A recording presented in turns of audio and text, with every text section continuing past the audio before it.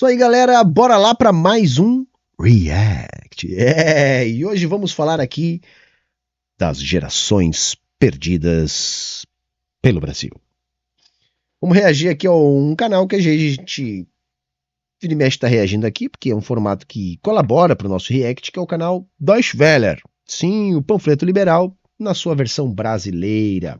E o título do vídeo que a gente vai reagir agora é Uma década de crises fez o Brasil perder uma geração? Indaga Deutsche Welle Brasil. E aí, o que você acha? Eu acho que pode dar uma boa discussão, então vamos lá, bora pro vídeo. O brasileiro não teve um minuto de sossego na última década. A Organização Mundial de Saúde classificou a situação atual como pandemia. Existe um risco muito grande de perdermos parte, da geração de jovens que sofreu as mazelas da pandemia. É verdade, isso é verdade. Tá? Antes deles começarem o vídeo, só nesse briefing aqui eu já quero apontar algo que me preocupa. A pandemia criou um intervalo de grande impacto na educação das nossas crianças. Tá? Isso vai prejudicar o desenvolvimento da educação, sobretudo daquelas crianças que estavam em período de alfabetização durante a pandemia. Porque por mais que os professores tivessem se esforçado para oferecer aulas online e manter as suas atividades ao longo daquele período longo, para as crianças, principalmente para todo mundo, mas em especial para as crianças da primeira infância, do período da alfabetização, o impacto é maior, por causa da perda da sociabilidade, de todas as habilidades que se desenvolvem nesse específico período da vida. Então, eu tenho notado isso na escola da educação de base que eu trabalho e tenho conversado com outros professores, com outros profissionais, não só da minha região, mas como do Brasil inteiro. E é uma percepção que a gente está tendo. Isso produziu um impacto. Mas as décadas perdidas que eu quero conversar com vocês ao longo desse React não são produto da pandemia. Por quê? Porque a pandemia foi algo que aconteceu, que foge do nosso controle. Poderíamos ter enfrentado muito melhor, com certeza. Inclusive, para que esse déficit que eu estou aqui falando fosse bem menor, e poderia ter sido assim. Agora, a pandemia em si, nós não tínhamos muito como evitar. A gente podia ter enfrentado a pandemia muito melhor. Agora, o que fez o Brasil perder mais de uma década não foi a pandemia. Foi a dialética da dependência e as imposições políticas que guiam a nossa economia como uma economia subserviente a interesses das economias do capitalismo central. É isso que faz o Brasil perder década após década, e não a pandemia. Bom, mas vamos lá. Também tem um pouco a ver com uma perda de esperança de um futuro para o país no geral. Foi uma crise atrás da outra desde 2013, quando explodiu aquela onda de protestos. Crise social, econômica, política, sem descanso. E com uma pandemia no meio do caminho para piorar. Não dá para negar, essa foi uma década de turbulências. Sim, aí se tem uma década flagrantemente perdida. Então, assim, de 2013 a 2023, o Brasil parou de crescer, viu os indicadores sociais piorarem. Então não pode ser atribuído apenas neste período essa crise, essa piora, à pandemia. A pandemia foi 2020, 2021, né? Principalmente. Não, nós estamos falando de um processo de 2013 a 2023. E aí, gente, não é querer ser petista, tá? Mas só reforçando o que eu digo sobre o petismo. Enquanto um freio, em alguma medida, ao neoliberalismo, sobretudo naquela época. Agora está um pouquinho diferente. Porque, não casualmente, esse agravamento vem quando a burguesia se organizou para impor o neoliberalismo, que jamais vence nas urnas, gente. Mesmo na periferia do sistema. A proposta neoliberal não vence, mesmo com toda a ideologia. venceu na Argentina, às vezes consegue vencer quando a economia está muito deteriorada e já se tentou muita coisa. O caso da Argentina é esse. Só se proporcionou a chegada de um projeto radicalmente neoliberal ao poder pela via das urnas, mesmo numa democracia rebaixada e limitada como a burguesa, numa situação como a da Argentina. E a gente tem alguns exemplos na história. Mas tirando isso, esse projeto neoliberal não se sustenta nas urnas. E como não vai sustentar na Argentina? Vocês vão ver. Eles tentaram com o Macri, agora tentaram de maneira mais radical com o Milei, não deu certo uma continuidade com o Macri, como provavelmente não dará certo uma continuidade com o Milei, porque o custo desse tipo de projeto econômico é muito alto. E no Brasil, o que a gente teve? A gente teve um período de crescimento, dentro das limitações, de um projeto que não enfrentou a estrutura da dialética da dependência, mas surfou um bom momento internacional e conseguiu bons níveis, relativamente falando, de distribuição do produto, né? Mesmo que os ricos tenham ficado mais ricos. Só que isso tudo se esgotou quando o ambiente político se deteriorou no plano externo, e aí houve a organização da burguesia, o golpe contra Dilma Rousseff, uma imposição de uma agenda neoliberal que nunca ganhou nas urnas aqui no Brasil, e a deteriorização dos indicadores socioeconômicos, produzindo mais uma década perdida. Então eu posso falar com segurança, essa última década perdida é produto do golpe contra Dilma e da imposição de um radicalismo neoliberal no Brasil. Então, quanto mais neoliberalismo, ou seja, quanto mais privatização, quanto menos Estado, num Estado, sobretudo periférico dependente como o Brasil, piores serão os indicadores socioeconômicos. O Lula voltou num governo mais rebaixado do que o PT era antes, porque a conjuntura é pior também para um governo de coalizão, que não parte para o enfrentamento, e mesmo assim, já melhoram os indicadores socioeconômicos. Porque bastou pôr um freio, estabelecer um limite. Tudo bem, vocês avançaram até aqui, daqui em diante vai ser mais difícil esse avanço.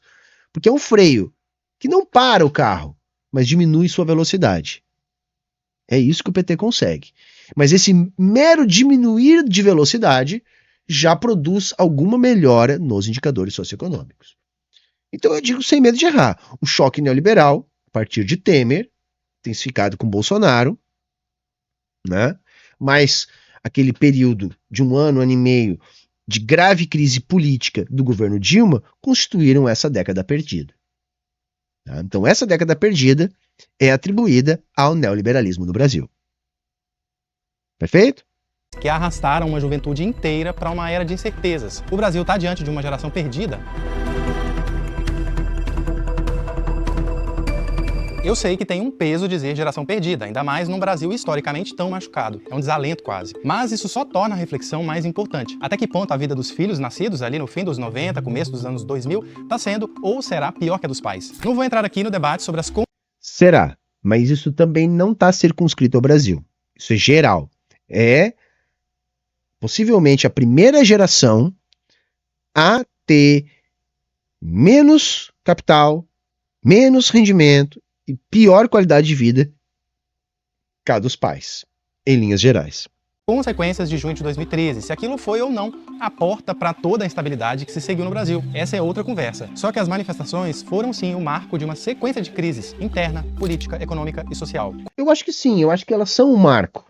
Mas eu não culpo quem se manifestou, quem começou com os processos de manifestações. Por quê? Porque aquilo ali é produto de um acúmulo de tensão social produzidos por problemas reais da sociedade em 2013. Se você é jovem e não lembra, eu posso dizer que não só como um estudioso do assunto, mas como alguém que viveu e já era militante político na época. Haviam, assim como há a qualquer momento, razões para o acúmulo de tensão social e explosão dos conflitos sociais, que explodiram em 2013. O que aconteceu foi que o saldo daquele processo foi muito mais bem instrumentalizado pela direita. Por quê? Porque a esquerda estava domesticada no governo. E aí ficou impossibilitada de reagir àquilo, porque o governo era de esquerda E havia uma frustração muito grande com a percepção de que não era mais possível avançar para além daquilo que estava se avançando. Porque sequer se tinha, na época, uma grave crise econômica. A grave crise econômica do governo Dilma foi fabricada ao longo do processo de agravamento da crise política. E aí sim nós vamos ter uma grave crise econômica. O processo de crise política de 2013 não começa com a crise econômica.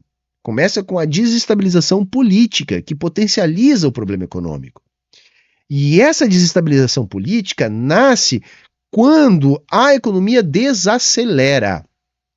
Ou seja, enquanto o Brasil crescia vigorosamente, era muito mais difícil para a direita conseguir utilizar a ideologia para atingir o governo. Quando a economia desacelera e surge essa frustração relativa, no sentido de que tudo que se podia já foi feito e agora a gente não avança mais e ainda não está bom, ou seja, a economia que vinha crescendo passa por um período de estagnação, a direita aproveita politicamente isso e consegue. E isso também tem a ver com a despolitização natural do regime petista. Vamos entender. Eu sei que os petistas não gostam quando eu falo isso, mas eu vou continuar falando.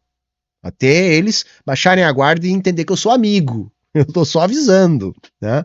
Porque aquilo que o PT fala de politização, que eles enchem a boca para dizer que eles ganham eleições e que eles que realmente politizam o Brasil, não é verdade. O que eles fazem é ganhar a eleição. E isso não necessariamente é politização. Muitas vezes é despolitização. Porque a politização implicaria na permanente atuação das forças políticas, partidárias, no caso do PT, na organização dos trabalhadores. E não há iniciativa nesse sentido, a não ser algumas pontuais. Organiza um pouco a juventude aqui, trabalhadores sem terra ali, trabalhadores sindicalizados lá, mas assim, enquanto partido de massas, não há esse processo. A politização do PT é circunscrita a ganhar as eleições. Acabou a eleição, acabou o processo de politização. Isso não é politização. Então, se pegou ainda uma população anestesiada por um longo processo de despolitização. Porque essa despolitização, ela é necessária à estratégia política do PT. Porque ele só vai ganhar a eleição se ele despolitizar.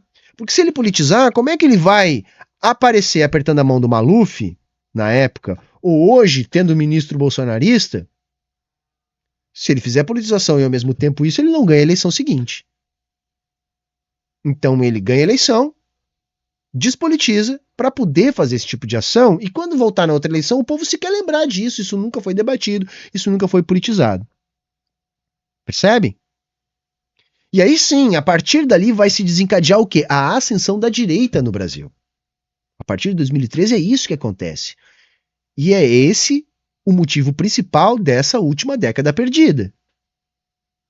Uma década de domínio da direita. Porque a década petista, de 2003 a 2013, foi uma década que, para padrões brasileiros, a gente teve inclusão social pelo consumo, melhora do principal indicador socioeconômico que mais redistribui a riqueza no Brasil, que é o salário mínimo, 10 anos de aumento real acima da inflação, foi a principal política de redução da desigualdade implementada pelo PT. A galera acha que é o Bolsa Família, que é ótimo, mas não.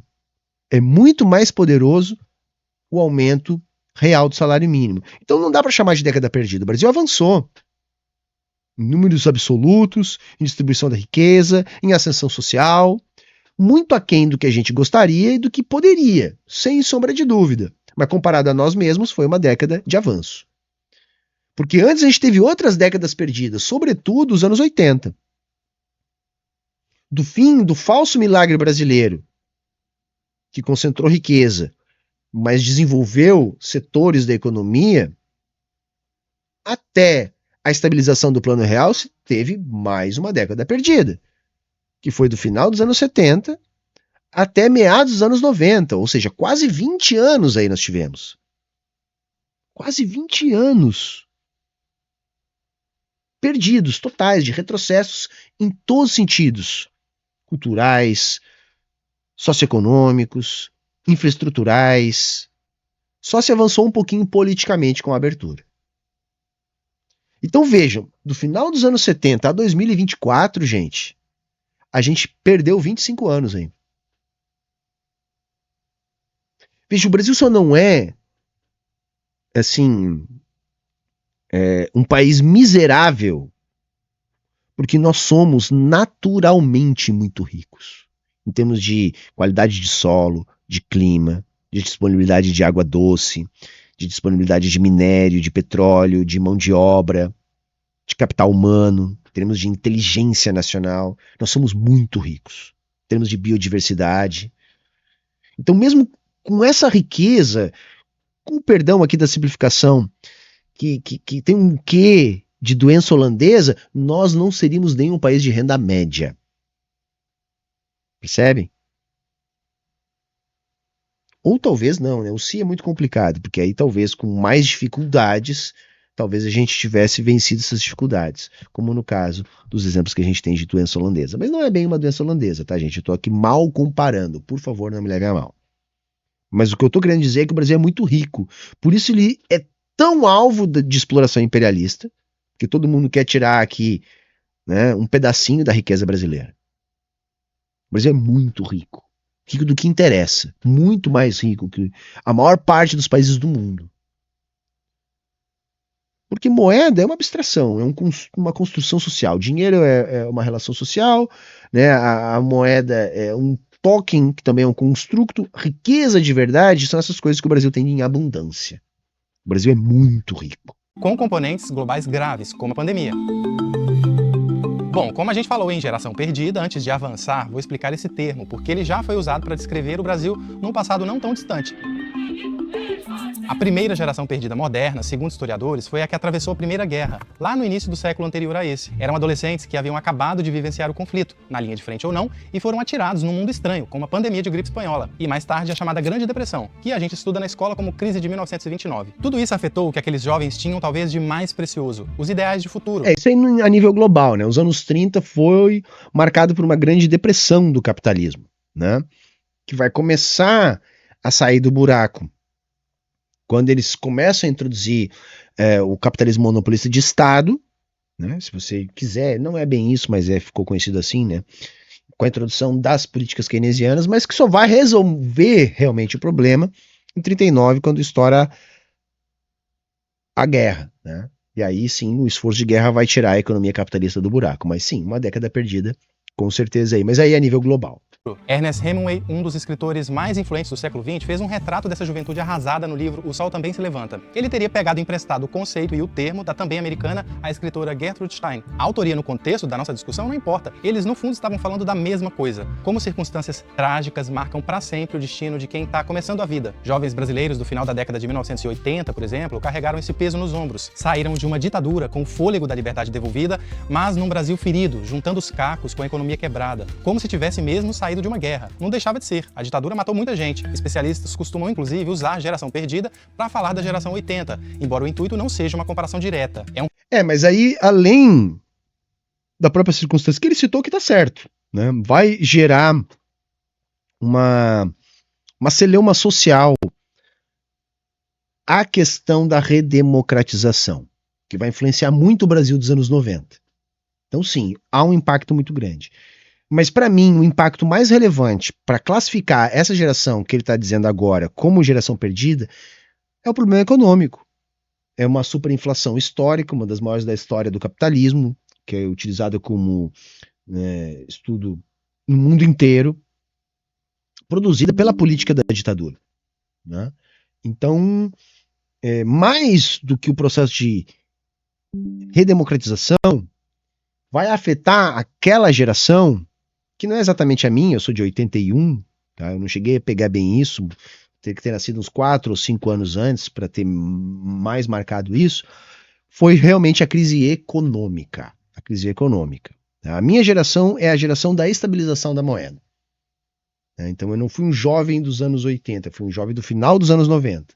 Então o que mais marcou a minha geração foi a estabilização da moeda e a ampliação do poder de consumo tá? De determinada fração da classe trabalhadora, a partir da possibilidade de financiamentos de longo prazo que não existiam antes. Isso foi o que mais impactou a minha fração social da minha geração. É um recurso retórico para discutir um fato. Crises e tragédias que duram, em menor ou maior proporção, se tornam um fardo difícil de carregar para os mais novos. Trazendo para a atualidade, no caso do Brasil, quem chegou à idade adulta no meio de uma pandemia, vindo de anos turbulentos, pode estar passando por algo ao menos parecido. É a opinião de especialistas ouvidos pela nossa reportagem. Mas será que é parecido o suficiente para falarmos em geração perdida? Aí é só o que está me desgostando, que é o seguinte, ele está botando foco num evento externo à dinâmica do capital. Porque, veja, não foi a pandemia, entende? Foi o neoliberalismo que está impactando essa fração dessa geração. Se crise é o elo que liga as gerações perdidas, o Brasil enfrentou muitas. Como a gente falou no início do vídeo, teve aquele momento histórico das manifestações de 2013, inicialmente contra os altos custos de vida e os gastos do governo com eventos esportivos. Ali teve início uma sequência de anos conturbados. Em 2016, o Brasil passou pela... Os gastos do governo com eventos esportivos foi, assim, isso é hipervalorizado, tá? Foi muito menor do que hoje a gente escuta falar sobre isso, a contestação àquilo, tá? Não é por aí. Eu relaciono muito mais ao processo de estagnação econômica. A pior recessão da história. Pela primeira vez, todos os setores econômicos tiveram queda, em parte, segundo especialistas, por causa de escândalos na política ligados à corrupção, como a Operação Lava Jato. Ela, você deve se lembrar, revelou uma extensa... Mesma coisa, bobagem. Vamos lembrar, gente, em 2008 o capitalismo quebrou. Tá? O capitalismo quebrou em 2008. Que nem quebrou em 29. Quebrou em 2008. O Brasil estava numa situação de resistir relativamente bem, mas não quer dizer que passou em branco. Porque o repique da crise, que vem depois de atingir a Europa, chega no Brasil em 2012. Quando é que explodem as manifestações aqui? Em 2013. Tá entendendo? 2013 não teria existido sem 2012. E 2012 aconteceu como reflexo ainda de 2008. Porque 2008 contagia a Europa mais violentamente, e isso demora até chegar no Brasil. Vai chegar só em 2012 e a crise vem em 2013. Então, assim, parece, sabe, que é obra do acaso, é uma infelicidade. Não, isso tem nome, chama neoliberalismo, né? Capitalismo. Essa rede corrupta envolvendo empresas estatais, políticos e empreiteiras. A exposição dessas práticas acentuou uma descrença nas instituições políticas e nos partidos tradicionais. Resultado, uma polarização que resultaria no impeachment da presidente Dilma Rousseff. O processo agravou o clima de instabilidade no país e teve implicações tanto para o cenário político interno, econômico, como para a reputação internacional do Brasil. Ganhou força numa parcela da população uma vontade em comum, ir embora. Não por acaso estudiosos atribuem a esse caos todo um fenômeno único, o maior êxodo brasileiro da história. De 2012 a 2018... Foi por causa do golpe? Foi por causa da crise política? Ou as pessoas começam a ir embora quando a crise econômica aperta? Gente, todo país pobre tem êxodo. E quando a situação se agrava, esse êxodo aumenta. Tá? E as pessoas que têm a oportunidade buscam a vida em outros lugares que elas julgam ser economicamente mais viáveis. Tá entendendo?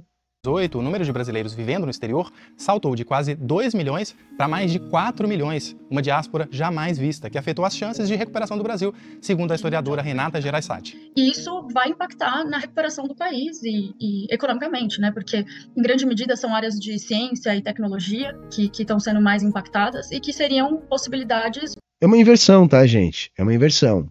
Se a economia garantisse postos de trabalho para esses trabalhadores qualificados que forem embora, eles não iriam embora. Entende? Eles não iriam embora, gente. Porque numa economia que você tem trabalhadores qualificados, mas que não tem capacidade de absorver essa força de trabalho, o que acontece? Só tem duas opções. Ou o engenheiro vai embora, ou o engenheiro vira Uber. Foi literalmente isso que aconteceu. Nem porque eles foram embora que não teve posto de trabalho. Não, eles foram embora porque não tinha posto de trabalho. De crescimento para o país. Ela diz isso não sem razão. Entre os expatriados estava uma extensa lista de intelectuais e profissionais qualificados, inclusive acadêmicos. Por isso, cientistas sociais também chamam essa migração de fuga de cérebros. E ela aconteceu justo no momento de perdas de investimento na ciência. De 2030 a 2020, o orçamento do Ministério... Então, cara, da ciência, tecnologia e inovações reduziu em 52%, voltando a patamares de décadas atrás. Perder tanta gente que ajudaria o Brasil a dar certo tem um preço. Então, acho que também tem um pouco a ver com uma perda de esperança de um futuro para o país no geral, que não afetava tanto as gerações, talvez, dos nossos pais, por exemplo. E isso é bastante complexo, porque se a gente for pensar, a gente tem uma população que cada vez mais está envelhecendo, e isso vai impactar no número de população economicamente ativa que a gente vai ter nos próximos 40 anos, né? Então, pensar nessa imigração dos jovens do Brasil para esses outros países vai impactar o futuro da economia do país, inevitavelmente. Né? Sim. Tá percebendo como essas coisas criam um cenário de desesperança, especialmente para os mais jovens? Como pensar ou construir um futuro em um ambiente de tanta dúvida, sem perspectiva, sem trabalho? Infelizmente, sempre pode piorar, e a pandemia só piorou a situação. Aumentou a pobreza, o desemprego, escancarou um Brasil ainda mais desigual. Sabe aquela Sim. A pandemia pegou um país esgoelepado, agravou a situação, e ainda a cerejinha do bolo foi nós termos um governo irracional, negacionista, fascista, que ainda agravou mais a situação. E aí a gente produziu esse holocausto aqui, né? história de geração nem estuda, nem trabalha? Uma pesquisa da FGV mostrou que quase 30% dos jovens de 15 a 29 anos estavam assim em 2020, o auge da pandemia, contra 23% em 2019. A OCDE fala em 36% de nem no ano em que a Covid-19 virou uma emergência de saúde global. Na análise do Vinícius Pinheiro, diretor da Organização Internacional do Trabalho, o jovem brasileiro foi vítima de um choque triplo. Por um lado, tem uma perda, né, de emprego e renda, porque grande parte dos setores que foram desproporcionalmente afetados pela pandemia são setores que empregam jovens, né, e aí estão setores de serviço em particular. Houve também uma interrupção da educação, né, e oportunidade de treinamento, né, com as políticas de confinamento, né, em muitos casos, em especial para os jovens de menor renda, não foi dado, né, a possibilidade de teleestudo, de teletrabalho, e também houve um maior aumento dos obstáculos, né, para entrar no mercado de trabalho. Então, as pontes entre a escola, né, e o mercado de trabalho foram dinamitadas, né? Pois é, todos esses elementos, crises econômicas, políticas, sociais, pandemia, são elementos comuns para classificar uma geração como perdida, porque envolvem perda, física inclusive, com mortes. No Brasil, por exemplo, mais de 700 mil pessoas morreram de Covid-19. Mas os especialistas são cautelosos em usar o termo para se referir à geração que passou por todas essas crises que eu citei. O argumento é que, na verdade, o marco da nova geração perdida no Brasil, nos moldes daquela do século passado, não é 2013, e sim 2020. Quando a pandemia começou, ou seja, a geração perdida ainda estaria por vir. Existe um risco muito grande de perdermos parte, né, da geração, né, de jovens que sofreu as mazelas da pandemia. Está errado aí, nem em 2020, nem, enfim, 2019, né, o finalzinho de 2019 ali. Para mim o marco é 2013, tá? Na verdade, começa antes, pelo menos ali em 2012. Eu vou dizer o seguinte: a reeleição da Dilma já tinha esse ambiente. E a crise começa ali. Por quê? Porque era a eleição feita para Dilma perder. Tá? Se acreditava que não tinha como a Dilma ganhar aquela eleição. Já havia uma desaceleração da economia. A burguesia já estava organizada e planejada a impor a ponte para o futuro que só vai ser imposta depois lá com o Temer, que é essa pinguela para o atraso. Então, aquela vitória apertada da Dilma, tá, frustrando aqueles que já davam a vitória da direita como certa, vai ser o embrião para essa década perdida, eu diria. Então, eu estabeleceria o marco em 2012. Então, quem tinha ali, sei lá, até mais ou menos uns 10, 12 anos para menos, muito impactado por essa geração perdida aí. É consenso que a juventude brasileira está com uma cicatriz profunda, meio paralisada e com a saúde mental comprometida, de certa forma despreparada para lidar com o inevitável, um Brasil com menos oportunidades, mais pobre. E o futuro? Uma palavra óbvia resume: imprevisível. À margem de todos os conflitos e crises, o mercado de trabalho brasileiro sofreu sucessivas transformações, por causa da tecnologia e por alterações em regras trabalhistas. Isso fez com que a juventude de 2000 perdesse o que a da época dos nossos pais tinha, uma certa previsibilidade, capacidade de planejamento de longo prazo. Antes, por exemplo, ter uma formação até a aposentadoria e eventualmente ficar no emprego só a vida toda era uma espécie de destino. Agora não. A previsibilidade foi bastante enfraquecida. Essa ideia, né, de uma vida laboral, né, com início, meio e fim, né, que desemboca no sistema previdenciário, e também está articulada, né, com uma formação, né, que vem antes dessa vida, né, que prepara a pessoa para o mercado de trabalho, é algo que de certa forma, foi descontinuado. Em outras palavras, além de terem que passar a vida provavelmente se atualizando com formações complementares, os jovens se afastaram da certeza da aposentadoria com um benefício suficiente para uma vida digna. A saída, na opinião dos especialistas ouvidos pela DW, é uma só: preparar quem está chegando para esse futuro incerto. Eu acredito que o Brasil ele tem demorado para dar respostas econômicas para essas crises que estão afetando globalmente. Então é possível sim reverter essas tendências, né, e evitar uma geração perdida, desde que as políticas, né, de formação profissional estejam bem implementadas. Sabe, gente, assim eles chegam no fim do vídeo com essa cartada que é a cara do neoliberalismo que defende o Deutsche Welle, né?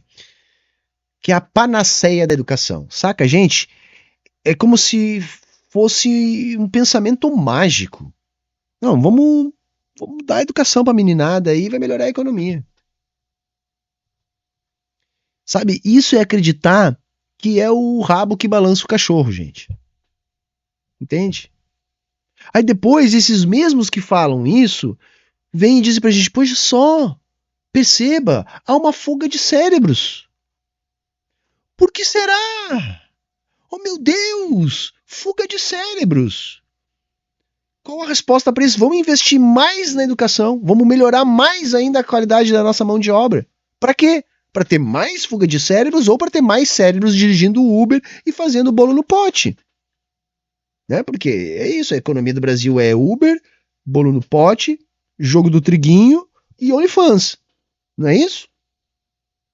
Não, gente, eu sou um profissional da educação e eu defendo a ampliação dos investimentos na educação, a melhora da educação. Mas veja, isso não resolve sozinho.